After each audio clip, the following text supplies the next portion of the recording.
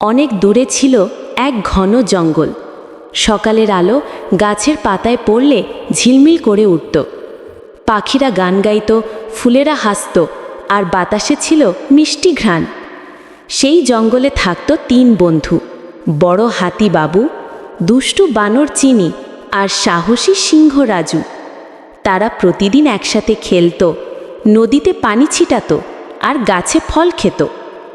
একদিন হঠাৎ জঙ্গলের গভীর দিক থেকে এক ভয়ঙ্কর আওয়াজ এলো।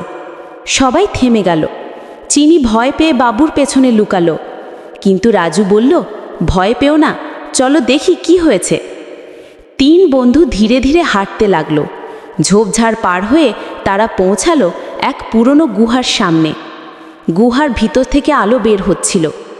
তারা ভিতরে ঢুকে দেখল এক জলজলে পাথর, যেটা ধরলেই চারপাশ আলোকিত হয়ে যায়। বাবু বলল, এই তো জাদুর পাথর। চিনি খুশিতে নাচতে লাগলো, আর রাজু হেসে বলল, এটা আমাদের জঙ্গলের উপহার। তারা পাথরটি নিয়ে ফিরে এলো জঙ্গলে। সেই দিন থেকে জঙ্গলটা আরও উজ্জ্বল। পাখিরা আরও জোরে গান গাইতে লাগলো। সব প্রাণী খুশিতে ভরে গেল। শেষে সবাই একসাথে গান গাইল, জাদুর জঙ্গল আমাদের ঘর, এখানে ভালোবাসা আছে অপরিসীম পর।